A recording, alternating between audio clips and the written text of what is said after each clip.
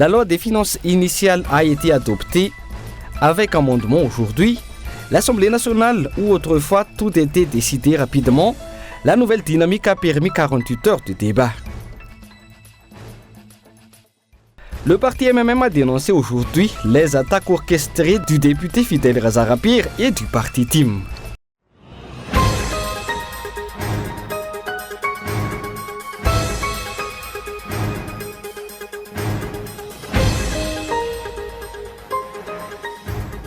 La loi des finances initiales 2026 a été adoptée avec amendement ce soir par l'Assemblée nationale. Les députés ont pu exprimer leur opinion et ils l'ont fait avec justesse face au ministre de l'économie et des finances à l'occasion de l'étude et de l'adoption du projet de loi portant loi de finances pour 2026, alors que par le passé, tout était expédié rapidement et que l'on se pressait pour lever la main. Dans cette nouvelle dynamique, 48 heures de débat ont eu lieu à l'Assemblée nationale.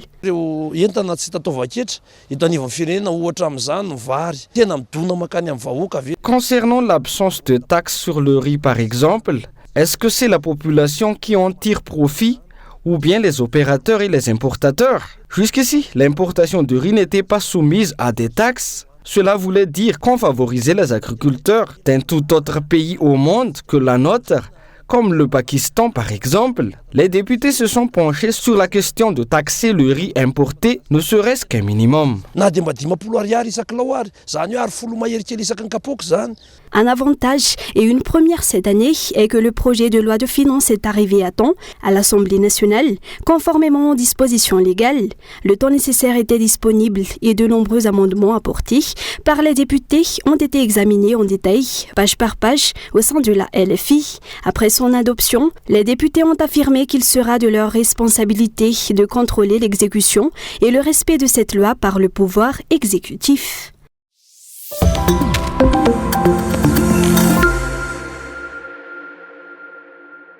Le bureau politique du parti Malagas Miaramieng, MMM, a affirmé aujourd'hui n'avoir aucun problème ni avec le parti TIM, ni avec le député Fidel Razarapir.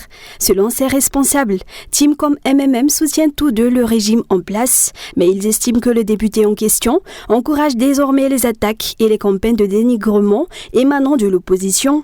Ainsi, au cours des 10 derniers jours, les attaques menées par le député Fidel Razarapir contre le parti Malagas Miaramieng et son président national, Adz Andien Enarvel, se sont intensifiées et sont devenues frontales. Selon le MMM, ces campagnes de dénigrement sont orchestrées conjointement par TIM et le député, aussi bien dans des émissions radiophoniques que lors de divers rassemblements publics.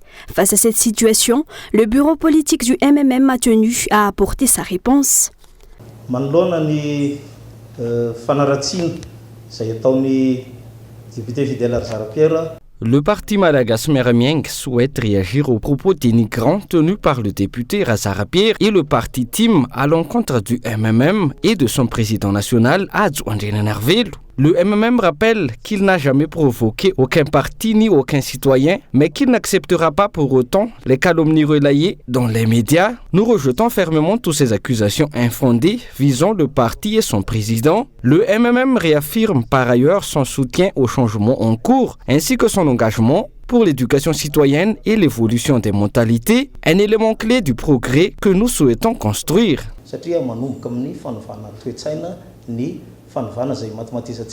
Pour rappel, le président national du MMM avait déjà donné des explications le jeudi 20 novembre dernier dans la commune d'Akadenanjin en réaction aux différentes attaques dont lui-même et son parti faisaient l'objet. Certains l'ignorent, mais j'ai participé au changement dans le pays et je continue à le faire. En tant que citoyen, il est important pour moi de voir comment je peux contribuer à ce changement. Jusqu'ici, je n'ai aucun bureau nulle part, hormis celui de mon entreprise et de mon parti. Les personnes qui disent que c'est moi qui donne les ordres montrent du mépris envers le chef d'État et du Premier ministre et font certainement partie de l'opposition.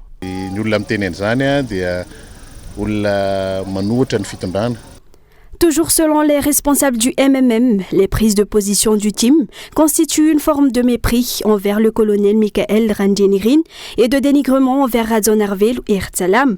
Ils s'interrogent même sur un éventuel basculement du team dans l'opposition, vu que ces agissements favoriseraient aujourd'hui le parti Orange. Les critiques répétées du député Fidel Razarapierre viseraient systématiquement les décisions du président de la République et du Premier ministre, en contestant par exemple les nominations de hauts fonctionnaires.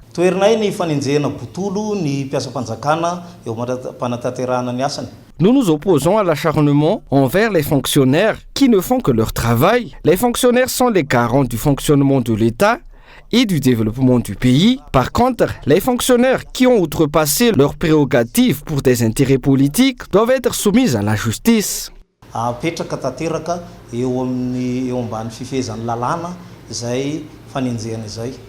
Le MMM rappelle qu'il a lutté, lutte et continuera de lutter pour le changement. Le parti estime que la gouvernance nationale s'oriente actuellement vers plus d'état de droit, un processus auquel il tient fermement. Le MMM affirme ne pas reculer malgré les attaques et les tentatives d'intimidation, a souligné son bureau politique ce jour.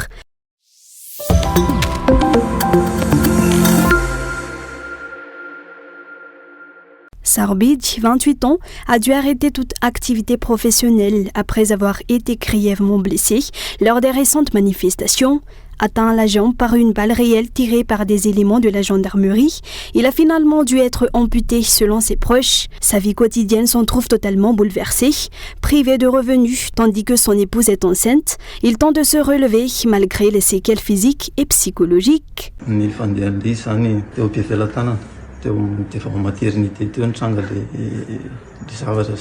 Cela s'est passé devant la maternité de Befelatanen. Il y avait des gendarmes sur les lieux.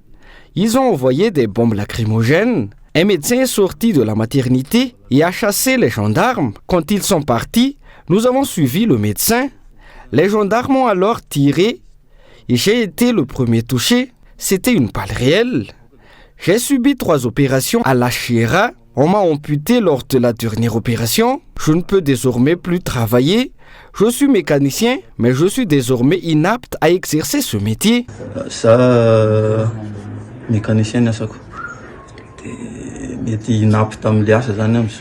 Face à cette situation, le président de la Refondation de la République s'est rendu aujourd'hui à Mbadoubé et à Ndjanour, en Bouibao, auprès de plusieurs victimes blessées au cours des manifestations. Affirmant parler au nom des militaires et des gendarmes qu'il estime avoir pris conscience de la gravité de la situation, ainsi que de la police, il a reconnu que l'État avait réagi tardivement. Il a assuré que des enquêtes seraient ouvertes pour identifier les responsables de ces actes de violence. Nous présentons nos excuses à la population malgache qui a véritablement vécu des actes de barbarie à cette époque. Il y a eu des responsables et nous allons ouvrir une enquête. Il y aura une prise en charge des victimes par l'État et des responsables que nous avons mis en place se pencheront sur leur situation.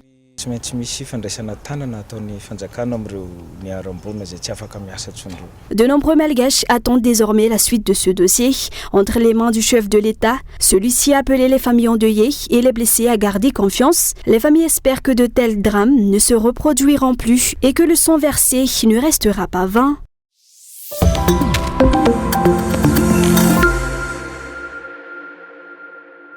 Intervenant sur le plateau de la télévision nationale hier, le ministre de la Communication et de la Culture a indiqué que les opérateurs téléphoniques exigeaient la suppression de taxes pesant sur leur activité pour un montant de 215 milliards d'ariars, ce qui rend impossible toute baisse du prix de l'Internet à Madagascar.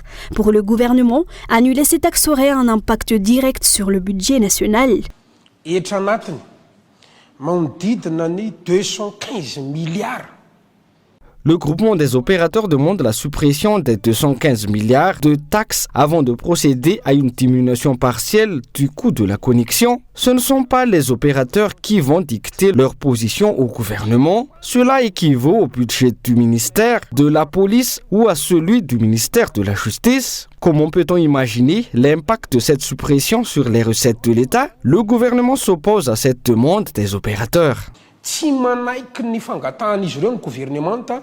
Aujourd'hui, dans un communiqué, le groupement des opérateurs téléphoniques de Madagascar a proposé un compromis. Il accepte de réduire les tarifs dès que les taxes supplémentaires seront supprimées, notamment les taxes sur les smartphones, le mobile money, les droits d'assises, les taxes de luxe et s'engage à verser 400 milliards d'ariars en 2026.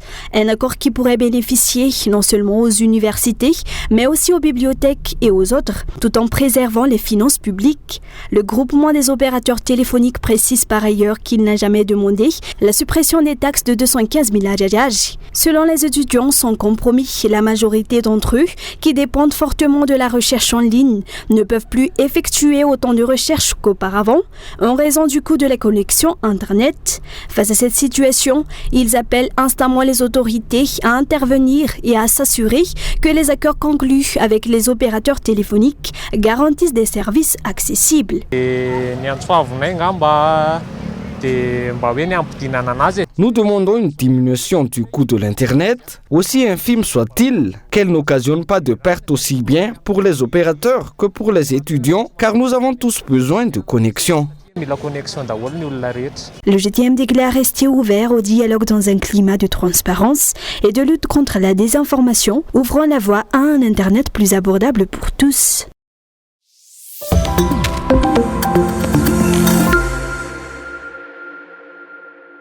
Selon la ministre de la Justice Fanirsu Irnev, Mambravatomanga ne pourra pas retourner à Madagascar tant qu'il n'aurait pas été jugé et condamné. Plusieurs pays ont déjà déposé des plaintes et Madagascar n'est pas le seul concerné. L'issue de l'enquête internationale est donc attendue. Par ailleurs, un jugement de suspension et de blocage de comptes bancaires a été rendu contre plusieurs proches de Mambravatomanga. Conformément au jugement publié par le juge R.D. Dabi le 23 octobre 2025, suite à la demande de Maître Sitaram et à l'examen du document et déclaration du 22 octobre 2025, les mesures suivantes ont été ordonnées. Tous les fonds détenus dans les comptes bancaires des deux fils et de la fille de Mambravatomanga, ainsi que de leurs conjoints, sont gelés. Cette décision concerne également 41 entreprises, dont Autodiffusion, Export, Sodiatrans, Polyclinique ILAF et bien d'autres, toutes liées à Mambravatomanga.